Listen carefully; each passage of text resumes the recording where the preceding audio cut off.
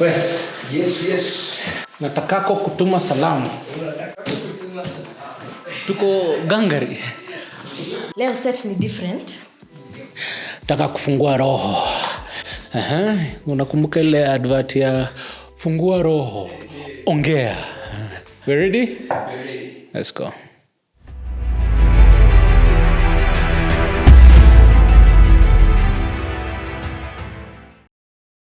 Welcome to a new segment of Politikali Konekted called The Explainer. We will explore the roots of political parties, the ideals that birthed them, and the trials that forged the nation's character.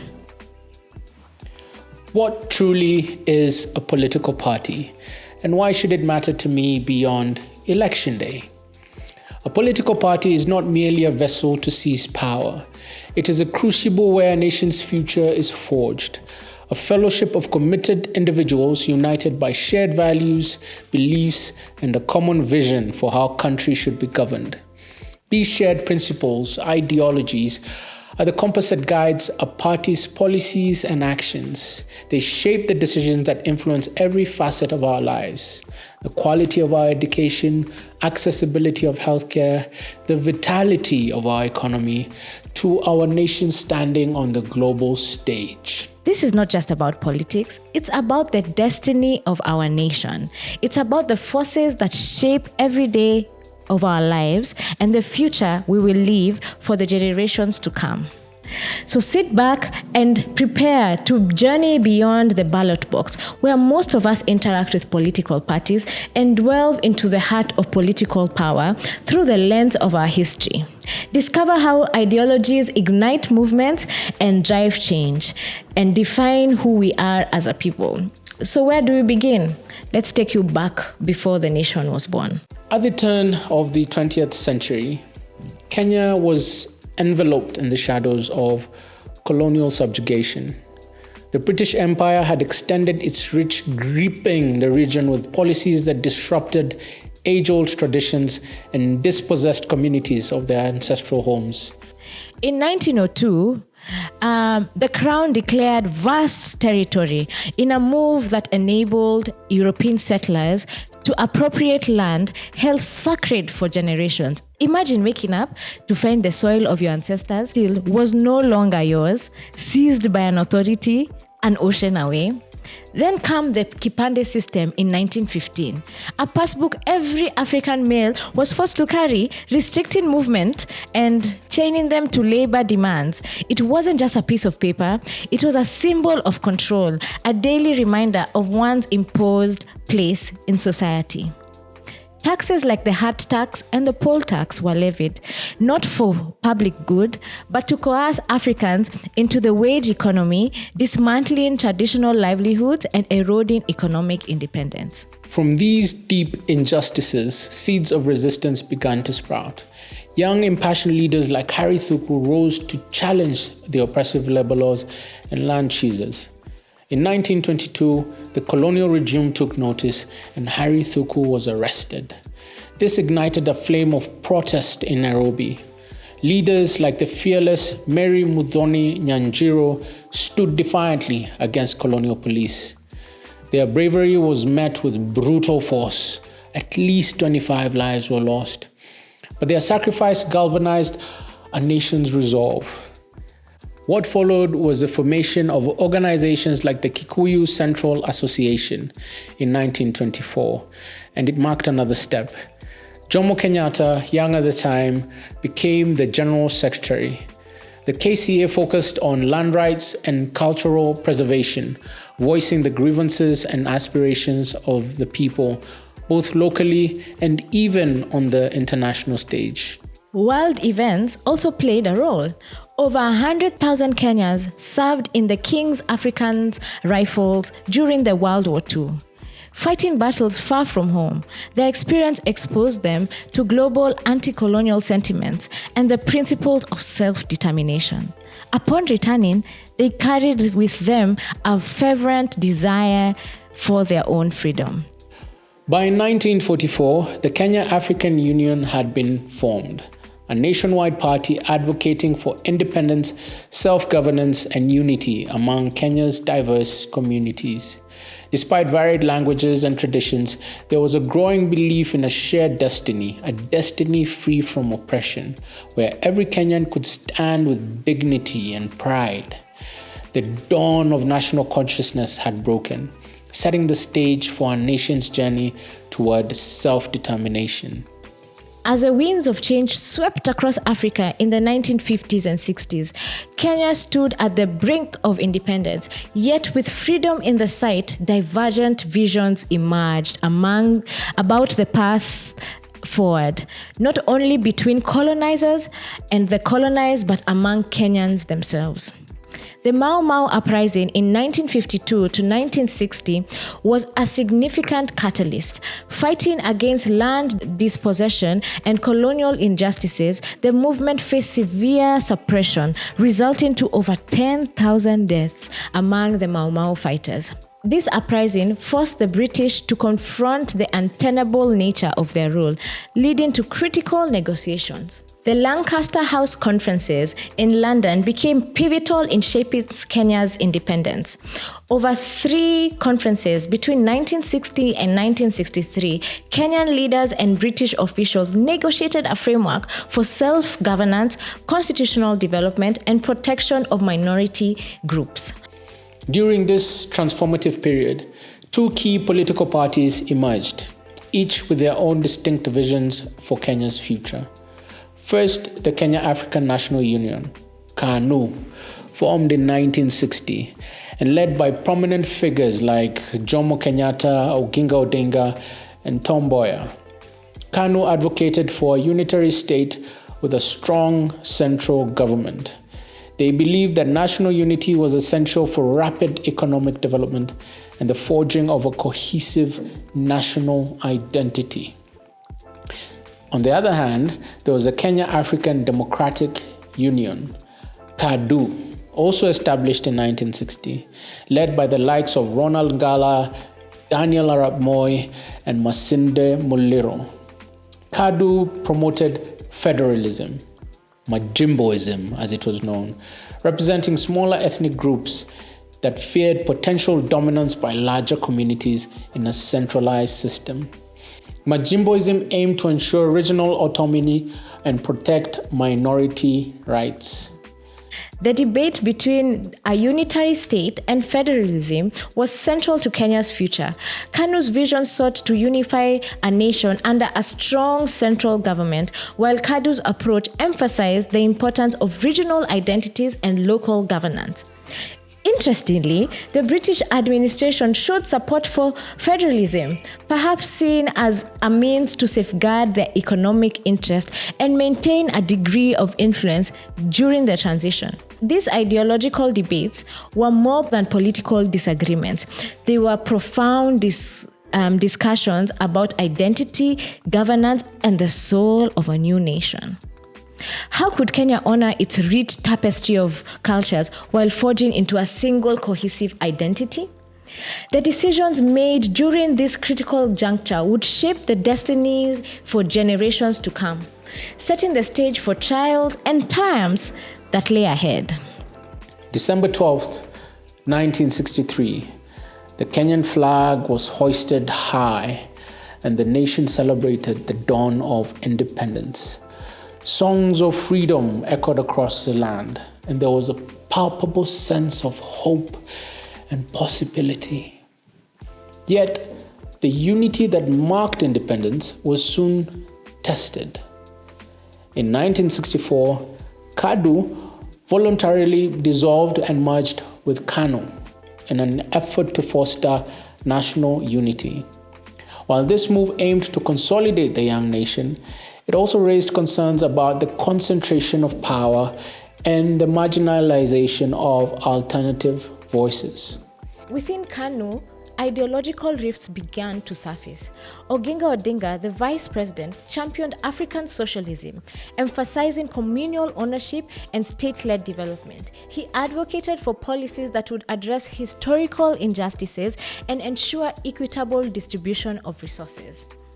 On the other hand, President Jomo Kenyatta leaned towards capitalism, encouraging private enterprise and foreign investment. He believed that rapid economic growth through market-driven mechanism was a key to modernizing Kenya. In 1965, the government would publish its first major policy position, Sessional Paper Number 10, titled African Socialism and its Application to Planning in Kenya. This was authored by the likes of Tom Mboya and even the late Barack Obama Sr. Despite its title, critics argued that the policies favored wealthier regions, widening inequalities and betraying the principles of true African socialism. These ideological differences led to significant political shifts.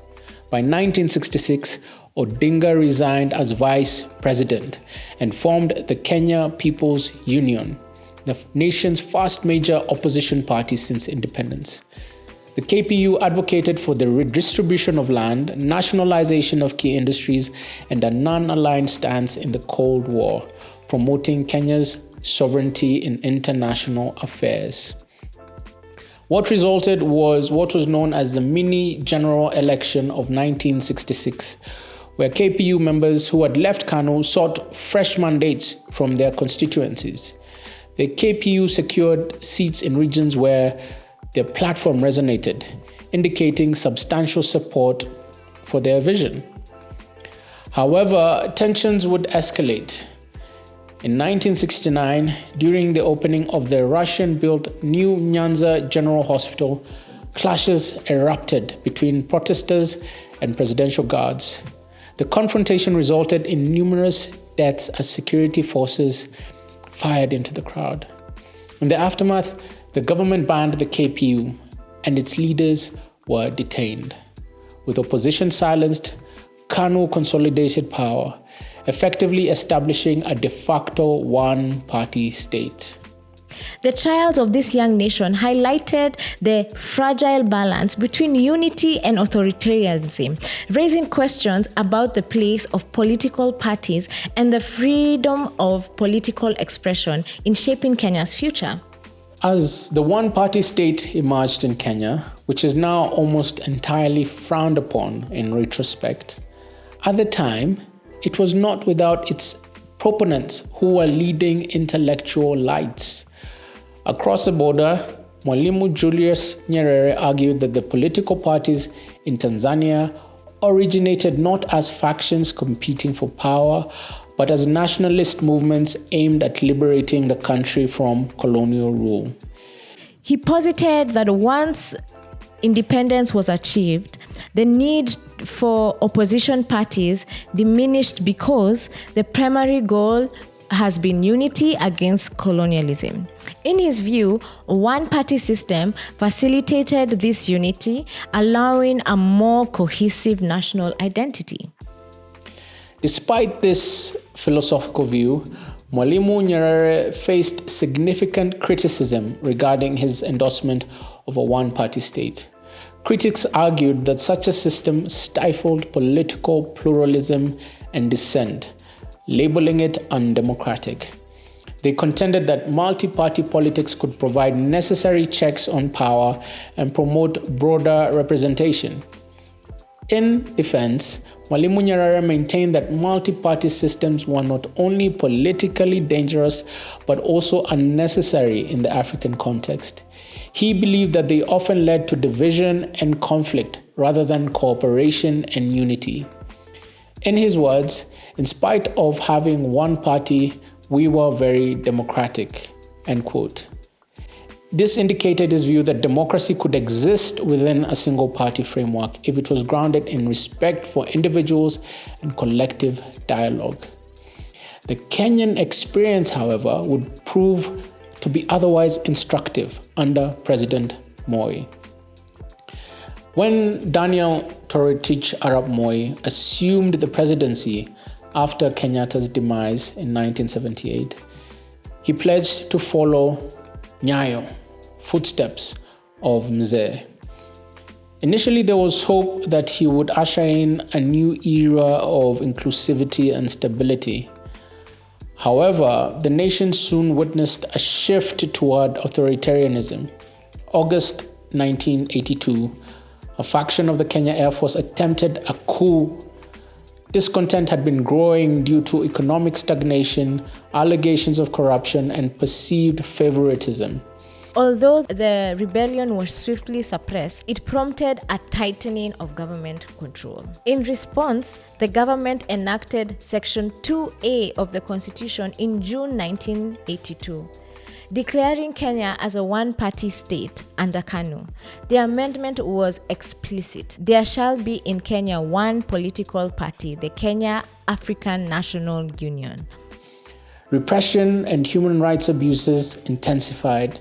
Detentions without trial became common, utilizing the public security regulations to silence critics. Journalists, academics, opposition politicians were imprisoned for voicing dissent. Nyayo House became notorious for torturing political prisoners, with survivors recounting several physical and psychological abuses. Suppression extended to media and freedom of expression. The state-controlled KBC dominated the airwaves. Independent newspapers faced censorship, harassment, or closure. Even professional bodies and human rights groups were monitored and intimidated. Economic challenges and corruption further strained the nation. Structural adjustment programs implemented under the pressure from international financial institutions led to austerity measures, reduced public services, and increased poverty among citizens. It seems like I'm reading from a script of today, but really this is all happening under President Daniel Moi's regime. Despite the repression, the Kenyan spirit of resistance remained unbroken. Civil society movements grew stronger. Religious leaders such as Reverend Timothy Njoya called for reforms. The release of political prisoners pressure group demanded for the freeing of detainees. Universities became hotbeds of dissent, with student leaders organizing protests. International pressure also mounted. Western donors began to link aid to democratic reforms and respect for human rights. The end of the Cold War reduced Western support for authoritarian regimes, shifting the global landscape in favor of democratic ideals. The era of single-party rule was marked by a tension between authoritarian control and the people's yearning for freedom. It set the stage for a reawakening, a push toward the restoration of multi-party democracy.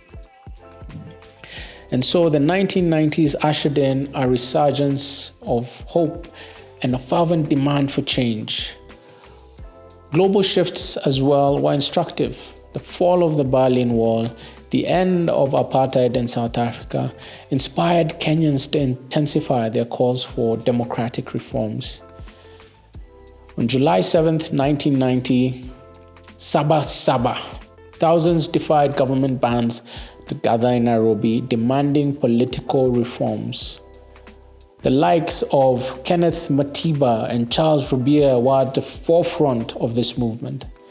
The state's response was swift and brutal, with security forces unleashing violence upon peaceful protesters. Matiba and Rubia were arrested, igniting national and international condemnation. By 1991, the Forum for the Restoration of Democracy, FORD, was formed. A coalition of pro-democracy activists, including Oginga Odinga, Masindo Muliro, and Martin Shikuku. FORD united diverse groups in the push for multi-party democracy, embodying the collective aspiration for freedom. Facing mounting pressure, both domestically and internationally, President Moi announced the repeal of Section 2A. Ile sehemu ya katiba ya 2A in December 1991, officially ending the one-party state and restoring multi-party politics. The 1992 general elections were the first multi-party elections since the 1960s.